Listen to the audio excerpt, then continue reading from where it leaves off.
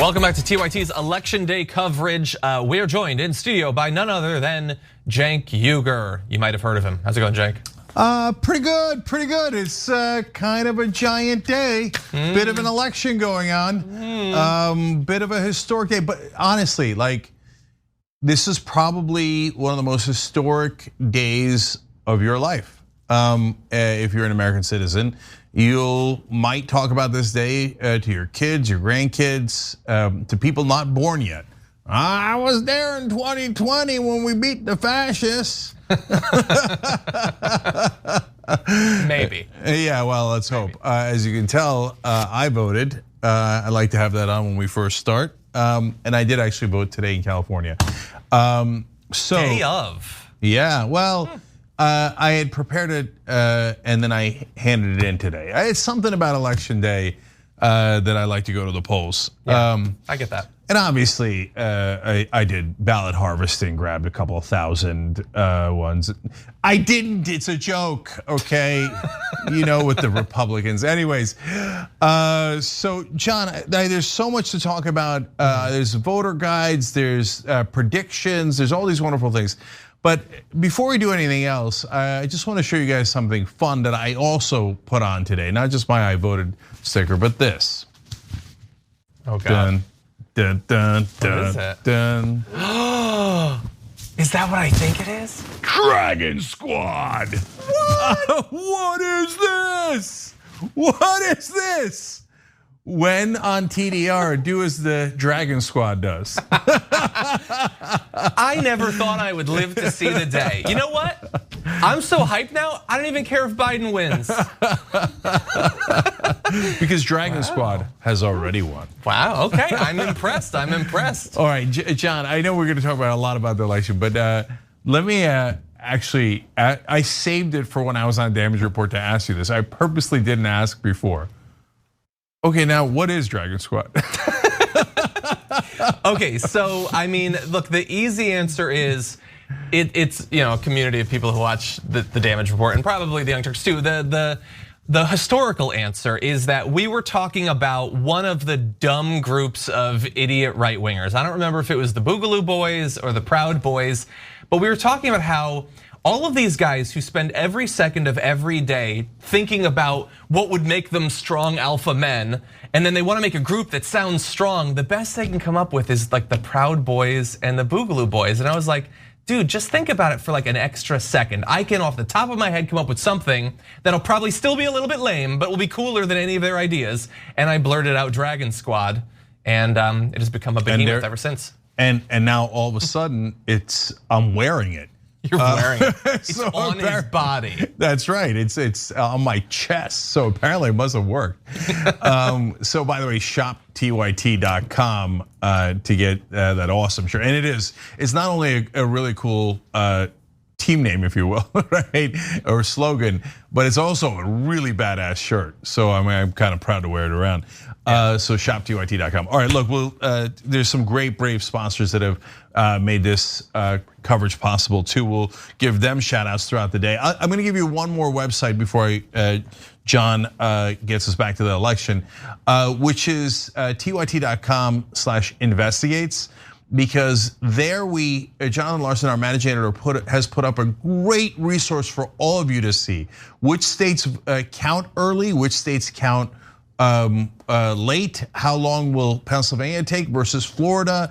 What was the vote last time around? What was the polling last time around? What's the polling this time around? So it's a wonderful, wonderful resource, tyt.com/investigates. He's also got a live blog up, tyt.com/liveblog.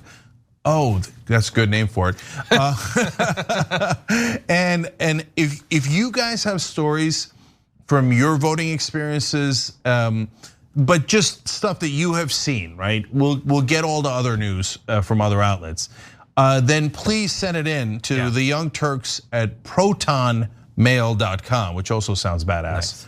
Protonmail.com, the Young Turks at protonmail.com. Because if you have videos, you have pictures, you have stories, we want to make sure that we want to obviously confirm them first That's why we're having you send it to that website, and then we'll get it up on air if it's relevant to the election, because we do the show together. Exactly. Okay, so we have a little bit of breaking news behind the scenes. So we're gonna take a break in just a second, but before we do that, I did want to let you know, Anna has been labeled the Salt Dragon, and people are suggesting the Justice Dragon for Cenk, which I think is good. Pretty that cool. Sounds so good. And there was a great response to you showing the shirt. Fulcrum Agent on Twitch said, Cenk is in the Dragon Squad t-shirt. The apocalypse has begun.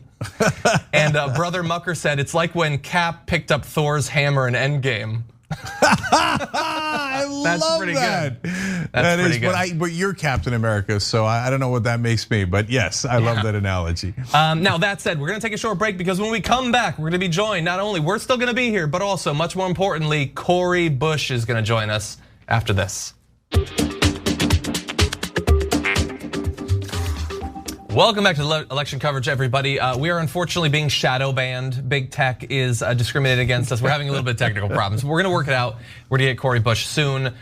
We've got a lot to talk about. Before that though, I just wanna read a few of the super chats. You guys have been flooding us with so much supportive comments. We really appreciate it.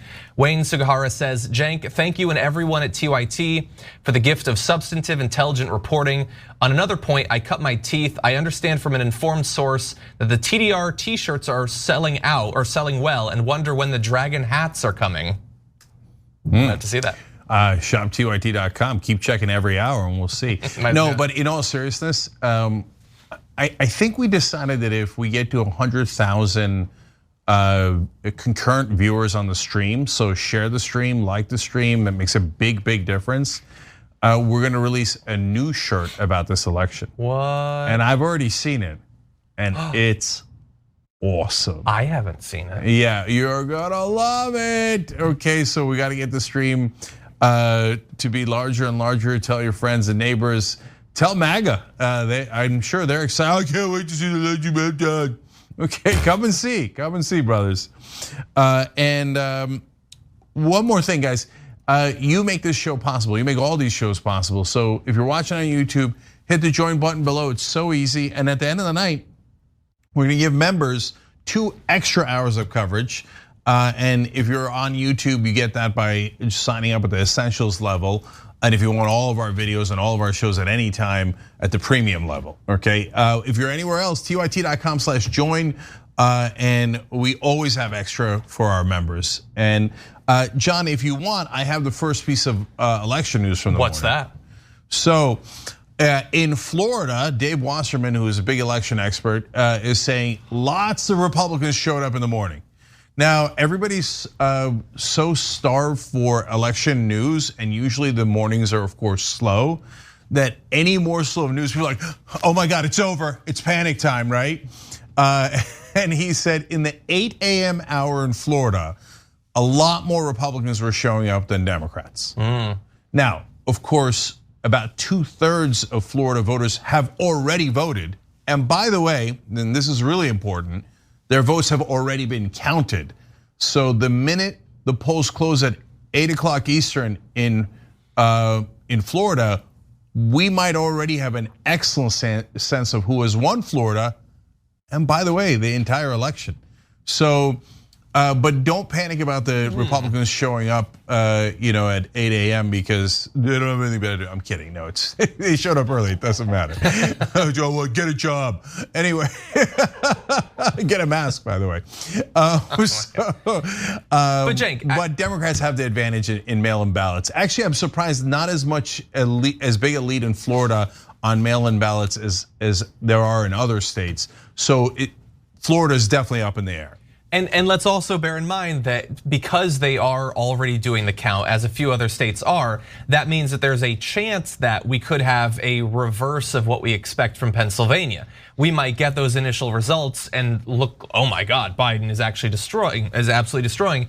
And then as more of the day of votes are counted and added to the total, that could shrink the lead or potentially flip it. So I would just warn people that in the same way that I wouldn't take bad news in Pennsylvania or some of these other states initially too seriously, I would also take good news from states like Florida with a grain of salt, because there's a possibility you could have a red shift as those day of votes are counted. Yeah, normal pattern that we're expecting in most of the states is red mirage, blue tide. So in a state like Pennsylvania that's slow to count, and again, go to tyt.com/investigates to see who's slow and who's fast. In Pennsylvania, you'll have a red mirage because there's going to be more a day of Trump voters, because most of the Democrats already voted through mail-in ballots, but they haven't been counted. So it'll seem like Trump has a lead or maybe even a big lead, but it's a mirage. And then the blue tide comes in not after the election. It's that they are counting the votes that came in before the election, but they start counting after the polls close. Whereas Florida is unique. They count the day before. So they've already counted all the mail-in votes. That's why you're gonna see, even look, being fair and honest, the potential of a blue mirage in Florida. And so we'll see how that goes. And obviously there are some states that are close, some states that are not close. The national popular vote is not remotely close. We'll get to this in a little bit. We've got predictions, and we're asking you guys to participate in predictions too. Why should we have all the fun? Go to tyt.com/pool to put in your picks for the Electoral College, how many House seats, Senate seats, are either party gonna pick up? Democrats. And I'll reveal some of those in a second, but I have Biden winning Florida, but that is one of the closer swing states. And here I'll throw out another thing that's super important to this election and how you are viewing it. And I'm not sure that other channels are giving you this. So there's a giant disconnect between the national polling and the swing state polling. So in the national polling, Biden has a gigantic lead. And so in my pool, I said it'd be Biden +8 in the popular vote. And there's an argument to be made that that's conservative. And last poll out has Biden +10 nationwide. Is there an election that can be lost if you're +8 or +10? The answer is not really, no, because that's a combination of all the states, including the swing states. So why are some of the swing states so much closer? One, they're swing states, obviously. Two, Biden has a bigger lead in the blue states, but Trump has a bigger lead in the red states. But the one factor that no one's talking about is, in the swing states, you have a number of Republican polling operations like Trafalgar, Inside Advantage, and Rasmussen. And they're bringing down Biden's numbers because they're all way off the board. Either they're very right or very wrong. My guess, and I can explain why, is that they're very wrong. And so, but in the national polling, only Rasmussen, which is only half leaning, is in the national polling and in the combined averages. But Trafalgar and Inside Advantage are not. So once you take out the trash Republican polls, you see the real numbers, and the real numbers are much bigger than what you might see on a website like Real Clear Politics for the swing states. Yeah, I don't know. We're gonna talk about our pools, and my pool is pretty ambitious. I think even more than yours in a few ways. But the weird thing is that I feel more nervous than you seem.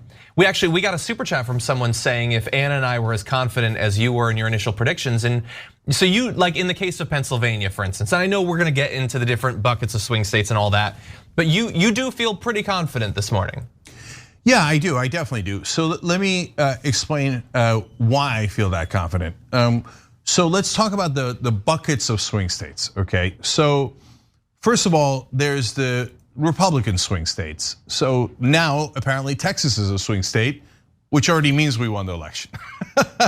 Okay, little tongue in cheek there. But if we're talking about Texas, it's like if we were talking about whether Biden's gonna win California, that means Trump would definitely be winning the election, because he's so deep into the blue states that you're worried about your most core blue state. And they're worried about their most core red state, Texas. which has got the biggest electoral batch for the Republicans. So now I think Trump will win Texas. I think Cornyn will win in Texas. But the fact that we're having a conversation about Texas shows that they're in deep trouble. So then you go to the other ones like Georgia. Georgia's deep, deep south.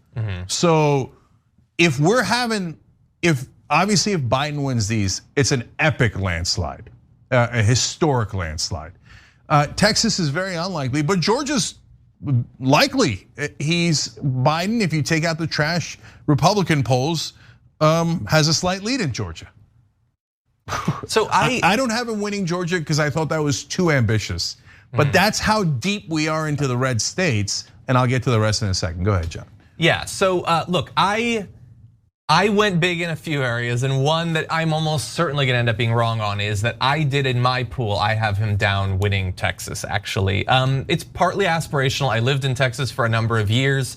I want it so badly to happen, but also, it's not like we don't have some reason to believe that it could happen. The early vote was absolutely insane. There was more early voting than there was total voting back in 2016 in Texas.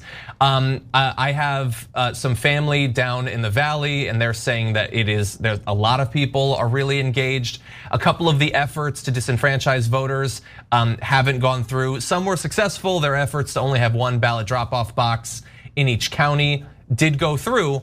But it clearly didn't stop that much of the early voting, or not as much as they would have hoped, because so much actually happened. And their effort to take out over 17,000 votes from Harris County that were filed through drive-through voting, that so far hasn't happened either. Now, for today, the county clerk in charge of that shut down the drive-through voting to stop those votes that would be cast today potentially from being thrown out in the future. But all of those locations that had drive-through voting places have regular voting places as well. So I think that the groundwork is there. The 2 years ago, the Senate race was very close. I think there's a chance. I think there's a chance in Texas. Yeah, so they just put up your predictions there, and I took a quick look. And please, guys, do your own, tyt.com/pool. It's a lot of fun. You don't have to fill out each one. You don't have to stress yourself out. Just fill out whatever you want, right? It's just for you. You don't win anything, don't get me wrong.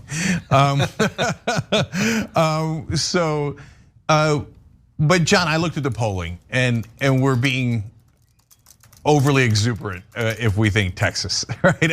And I saw your electoral count, and I like that it's higher than mine, and you might be right, because I didn't include Georgia or Iowa, so you might be right? And I think you got a 50-50 shot at being right about that. But Texas, you're definitely being super ambitious there. Okay, all right, so we'll see. Yeah, and Cornyn's got a big lead, unfortunately. But again, Texas, they're panicked. There's probably a reason why they're panicked. Probably later in the day, we'll talk about the Fifth Circuit, because that's an amazing story that relates to Texas, and some decisions that were made, including the one John referenced. But let's keep going. If you can show me, guys, the producers, the next bucket of states, I want to talk people through these. Okay, so these are all swing states. And so we had the landslide ones. Now these are the traditional swing states: Florida, Ohio, Nevada, and Maine's 2nd District. So now, Nevada definitely going to Biden. Maine's 2nd District almost definitely going to Biden. Hold on, I feel like you're glossing over. Florida's definitely going to Biden. No, I didn't say that. I said Nevada's definitely going to Biden. I thought you said okay. And Maine's 2nd District almost definitely going to Biden. So that leaves Florida and Ohio. But you have to understand something. The reason why I'm showing you this is because Trump has to win all of these but Nevada. He has to win all of them, and then some. He has to win his states, he has to win these states, and there's more that he's got to win. We'll get to those in a second. And Ohio, I have Trump winning. Florida, I have Biden winning. They're both close. Ohio is a little bit closer to Trump. Could Biden win Ohio? Yeah, he could easily win it. It's close to a tie, a statistical tie there, right? But Ohio has slipped away from the Democrats in the last couple of elections. Yeah. So now the chance of winning Georgia is actually higher than the chance of winning Ohio. So as we've begun to gain, Virginia used to be a swing state. It's no longer a swing state. It's not on anybody's swing state radar. Virginia is now solidly blue. It appears for the rest of the time. North Carolina looks like it's now trending blue too. We'll see if it winds up being solidly blue. Georgia is now trending blue, But on the other hand, we've lost Ohio. The Minnesota lead is smaller than it used to be, but it's still gigantic. Yeah, okay. And there were some polls with him like 12 plus in just the last week or two. Yeah. So now let's go to the next bucket of swing states. Remember, Trump has to win all of the ones that I mentioned earlier. Now, I put Minnesota in brackets because it's not really a swing state. If we're being generous, you put it on there. But Trump and Michigan is gone. Michigan is definitely Biden, okay, based on the polling. Honestly, Wisconsin is definitely Biden based on the polling. So that leaves only Pennsylvania. So Trump has to win all those other states plus Pennsylvania, and we've got one last bucket. Let me show you the last bucket. Okay, and then I'll get your thoughts. And no, not the landslide. We already showed those.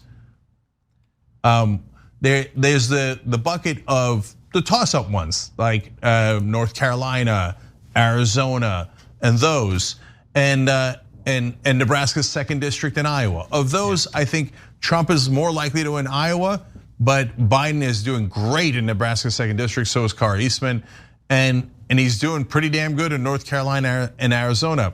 But Trump must win those. He has to win every single one of those. So just starting out, Trump has to win almost all the swing states that are anywhere near swinging, plus Pennsylvania. Otherwise, he loses. Yeah, so I guess I have a few follow-ups about a few of the different categories. So you have Florida going for Biden. If Florida doesn't go for Biden, if we get those early results, and the early results are tilted towards Biden, but it's pretty tight when it's predominantly the early vote there, how worried would you be? Well, I'd definitely be a tiny bit more worried. So no, a mid-sized worried, because not just because you lost Florida, but because it might be indicative of a larger trend. But I'd also, actually, the correct answer is I'd be infinitely more worried, not because I'm very worried, but because if Biden wins Florida, it's already over. So by definition, I have to be a lot more worried if it's not over. But guys, that's what I'm telling you. If the polls start to close around 8 o'clock, some close a little bit earlier. That's why regular show normally at 6 o'clock goes to 7, and we're gonna start election coverage immediately at 7 because some polls start closing. But keep in mind, when the first batch in the East Coast close, if Biden has won North Carolina, election's over. If he wins Florida, the election's over. If he wins Georgia, it's over, right? So Trump's got to run the table on all those plus Pennsylvania. Yeah. Biden doesn't have to. Biden could lose Florida and still easily win the election. Yeah, I guess the way I look at it, I feel like Florida, Trump has put a lot of effort in the campaign into it. He spent a lot of time there, obviously, over the past few years. They spent a lot of money there. There are some demographic reasons to believe that it could go against Biden, but I also do think they've been incredibly hard hit by the pandemic. If I remember correctly, they've lost more than 13,000 people. I might be off by that. And so you would hope that his complete lack of leadership, coupled with Ron DeSantis not seeming to give a damn, and some of that has to be attributable to Donald Trump, that would have an effect.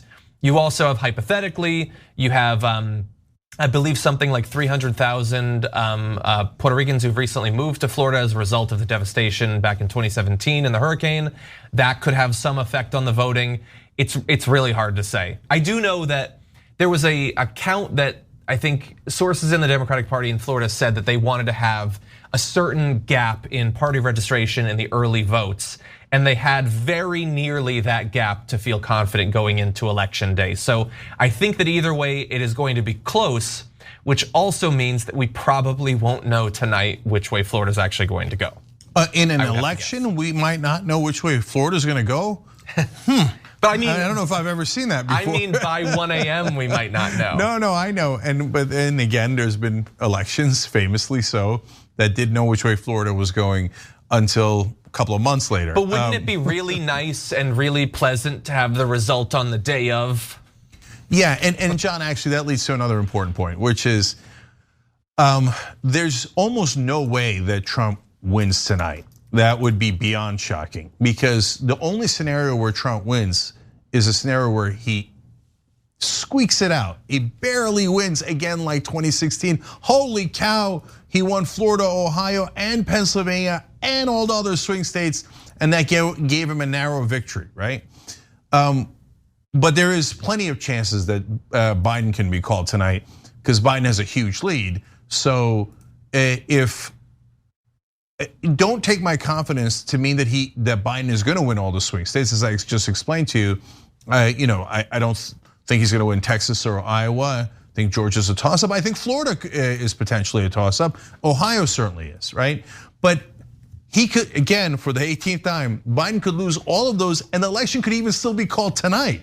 Because if he wins North Carolina and Arizona and Pennsylvania, Wisconsin, Michigan, Minnesota, which he should, yeah, it gets called. It's over. And overall, like we've been looking at the polls, and the polls have been relatively consistent nationally, and a lot of the state polls going back like a year. Some polls have been depressingly consistent. I saw yesterday, I think it was on Stephen Colbert, he had Trump's approval rating over the last few years, and it has effectively been the same thing the entire time. It's trended down or up a couple of points, and that's it, which is just infuriating when you think about all that we've gone through as a country since 2016. The idea that it basically is a wash on people, that's frustrating. But we don't know exactly what the turnout is gonna be like today. And I'm reading headlines right now. I'm like scouring to see what's going on out there. And some people are saying we're on track for the highest rate of voter turnout since 1908. And generally, if I was a Republican, I don't want the most voter turnout in more than a century. That's not usually how they plan for things to go. But with so much of it being this surge of early voting that we've never really experienced before, and people hearing news about that for weeks, like the idea that so many people have already voted and it's likely to lean Democrat, that is established information. And that means that in theory, more Republicans could use that information to be inspired to go out and vote on day of. It doesn't look like a huge surge of last minute voting is gonna help the Republicans, but we don't know until we actually know. Yes, so guys, Reagan versus Carter. So some of you might not remember that, of course, but it's considered in popular lore in American history as a blowout, right? Reagan, mighty Reagan, he blew out Mondale, he blew out Jimmy Carter. It was 50.7 to 41. So about a 10-point lead for Reagan in an epic landslide.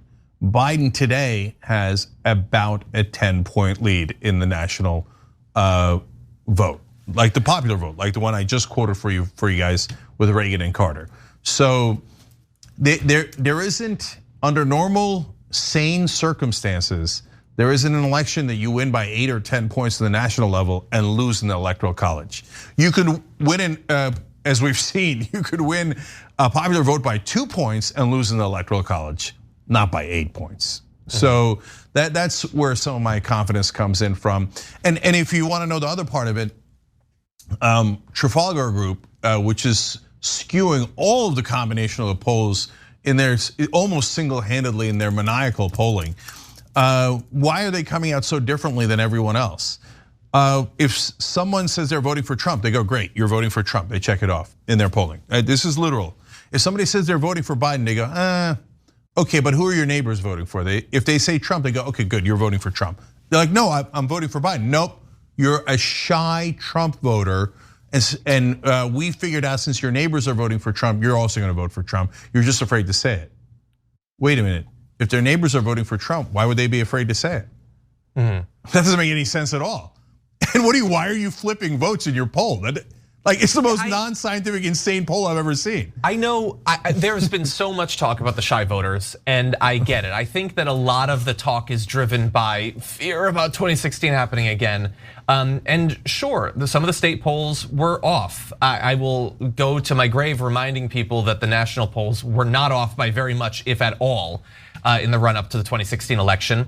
But I think that the fact that some of the polls were off lead people to just fill in the blanks somehow. And they think, okay, the polls were off. Well, I heard stuff about shy Trump voters. That must be the thing that did it. I don't think that that's actually clear at all. I have seen a lot of pollsters talking about the fact that they hadn't really been taking into account education as a variable in their in their analyses, because once you correct for college educated versus not college educated, you find a lot of variation in white male voters. That's important. That has now been incorporated. I have never, across multiple years, seen anything about Trump voters that imply to me that they're shy or more shy than most voters. They're literally sinking their ships with Trump flags and stuff like that. Right. Who thinks they're shy? Now, are they trolling pollsters by lying about who they support to make his support seem smaller? I find that more plausible. They are trolls, but that's a lot of effort. And I don't think like thousands of people are doing that. The polls could be off. Trump could win, but I don't think it's because Trump fans are just so shy about telling people that they support him. Yeah, and it's two different things here. First of all, the idea of a shy Trump voter is a misnomer. What happened in 2016 was unlikely voters. It's not that they were embarrassed to say they were voting for Trump.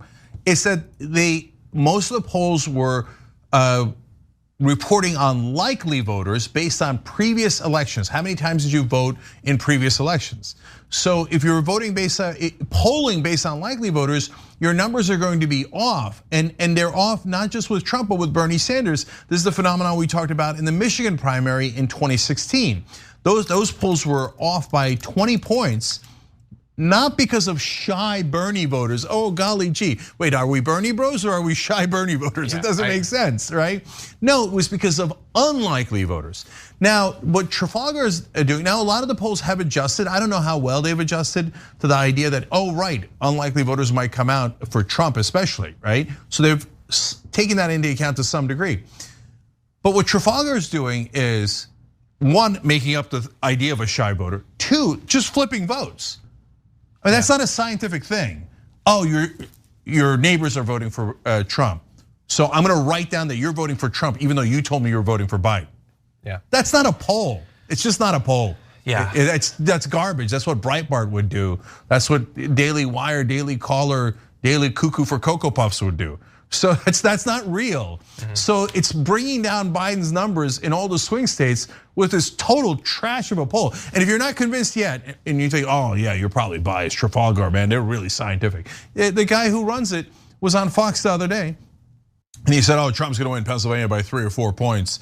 But it might look like he lost, and that's because the Democrats are planning to steal Pennsylvania. That's how pollsters sound. What? Wait, you're a pollster. What are you talking about, stealing Pennsylvania? That has nothing to do, even if that were in your maniacal thesis was true, it has nothing to do with being a scientific pollster. You're talking about a completely different phenomenon of what they're going to do and how they count the votes. No, that tells you the guy's totally nuts. He's not a pollster. He's just a hack who's going in there and go, oh, I got Trump by 12. Yeah, that's what I got, Trump by 12. No, 17, I flipped more votes. I saw more neighbors. Everybody's shy. Democrats are trying to steal things, so that's why I did a poll saying Trump's winning by 17. Yeah. Get the out of here. Nonsense.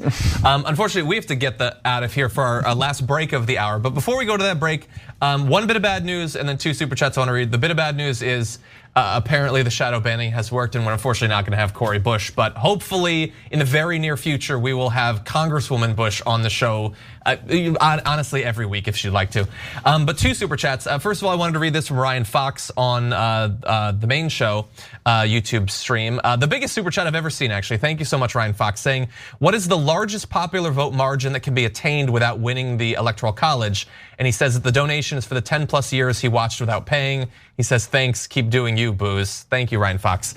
So, I mean, we know that like you basically have to factor in that the Dems have to win overall by at least 3 points to have any chance whatsoever of winning the Electoral College. I don't know in terms of if they were to game it out exactly how much they could win by and not still win, but I'm sure you could probably get up to 4 or 5 or maybe 6 points overall. It really depends on the distribution of votes. If you had a ton of voters in New York and maybe Michigan and California, that could throw things off by a lot. Yeah, so first of all, guys, thank you for giving. And if you can, tyt.com/go. And almost everything in the studio is named after you guys. And every donation counts and is so important, anywhere from $1, $3, $5, it doesn't matter. We know that it's tough times, not just for us, but for you guys. partly thanks to Trump. But also for the bigger donations, there's one that came in recently, wonderful. Ashley gave $15,000. There was a matching donation, so it's just fantastic. You could actually name things in the studio, like this desk is called a triptych desk because a donor in a previous campaign named it. This is the Nick Wild chair, previous campaign. Our mics are named. Everything is named after you guys. So if you want to know what you can name, tyt.com/press on. So as we keep going here, we'll also give you some of the range of possibilities, because I love the question that was asked for Trump and Biden. And right now, the baseline is Biden's already at 279 if he just holds the states where he's got big leads. And I don't know if you know this, it's 270 to win. So he's already over the hump if the polls are anywhere near right, even with Trafalgar and the others factored in. Yeah. Really fast, just two others I want to read from Teja. Says a little something for your sound. Thank you. I know that we're having a little bit of sound sync issues, but we are dealing with it. And Lazy Peon says, here's some socialist money. Live free and rock on. Thank you for your socialist money. We appreciate that. Now that said, we do have to take a break. We come back a little bit more with Cenk. Close out the hour after this.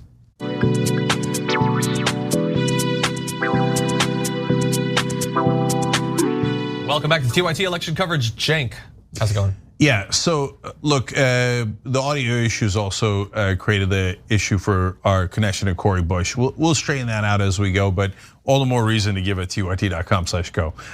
Okay, but I wanted to give a shout out to our wonderful Brave sponsors who are so progressive that they back shows like this, and that's no small thing. And they do progressive things like plant change, plants trees.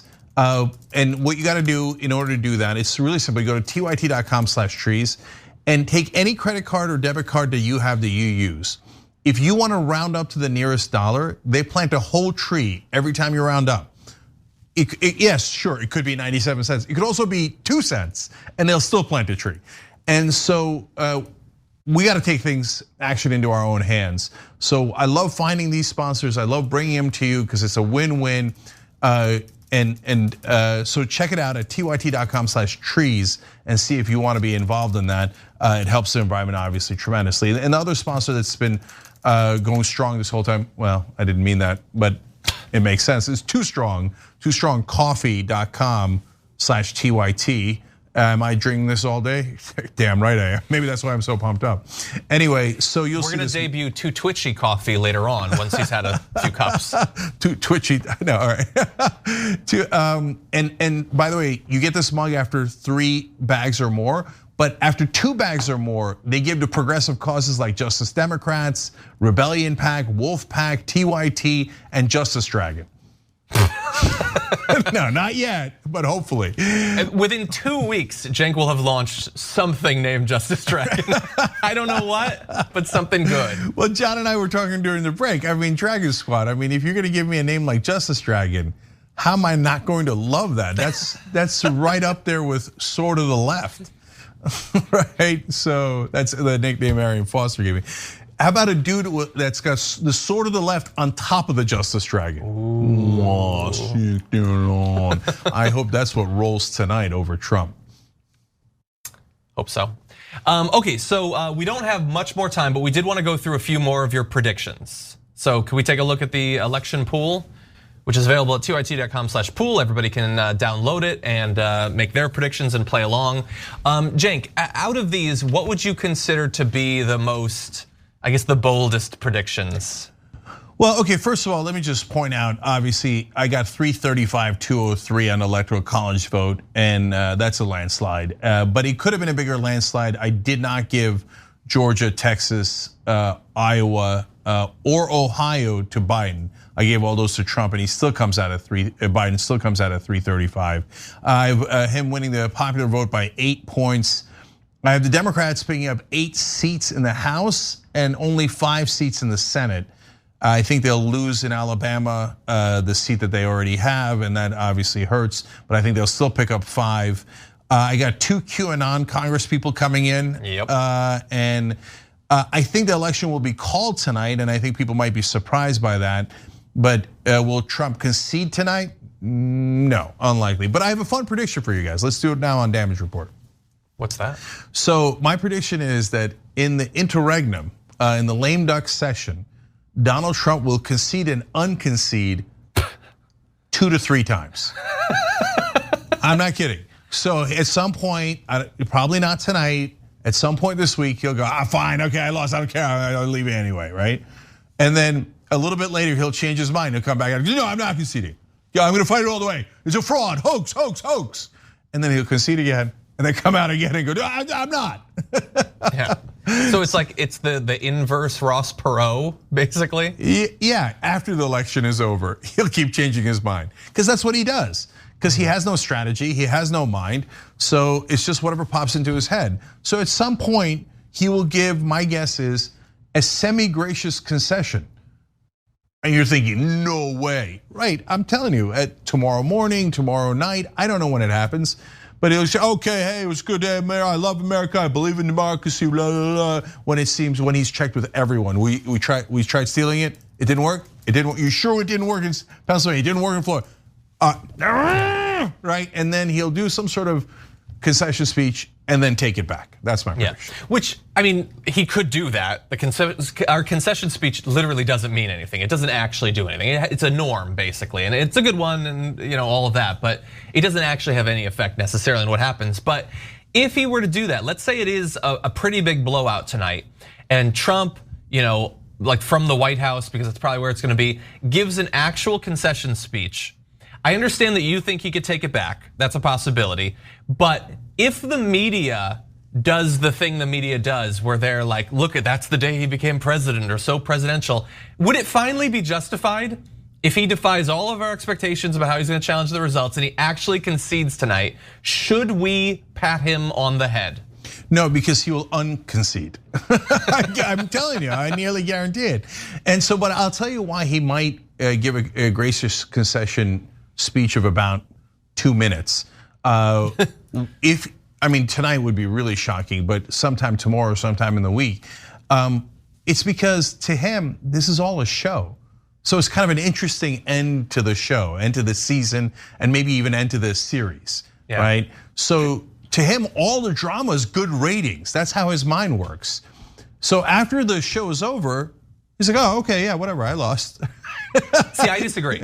My prediction will be that if he loses, I can't conceive of him ever conceding because his base has been trained to not believe that he could ever lose. It would be too much of a shock to them if he were to say that he did. I think he'll just continually kick up dust and whine and complain and then carry that forward, whether like in some sort of political venture or some sort of media venture. I believe he will literally never admit that he lost if he does indeed lose. Yeah, I mean, we're saying something similar, but not exactly. You're saying he just will never do it. But look, I think about this. Remember all the lock her up chants about Hillary Clinton? Yeah. And then as soon as he won the election, he's like, oh, I was just kidding. Yeah. And then later he came back and said, oh no, I wasn't kidding, we should lock her up. That's true. Right? So that's what he does that all the time, right? And so even if he concedes, later he'll claim that he was kidding, like about injecting the bleach into you to cure coronavirus and all the other insane things that he said. But in the long run, I agree with you, John. I mean, it's January 22nd. He's no longer in office at all. And is he saying that he lost? No. At that point, every day, 12 times a day, he's writing hoax, hoax, hoax on Twitter. Yeah. And trying to start some sort of Trump TV, which will be a spectacular failure. I can't wait for that. Oh God. So look, guys, this is all of our theories. We got coverage all day long. We could be wrong. Yeah. So it's the day of a lifetime. Yeah. If he does launch the Trump TV, I wonder which time slot he'll give Dave Rubin. It'll be interesting to see. But anyway, Cenk, thank you for joining us for this hour of coverage, everybody. We've got another hour of sort of a melding of TDR and TYT where we're gonna be joined, I'm still gonna be here, but don't worry, we're also gonna have Francesca Fiorentini and Ben Dixon. I cannot wait to see what they think going into this day. So we're gonna see you in just a few.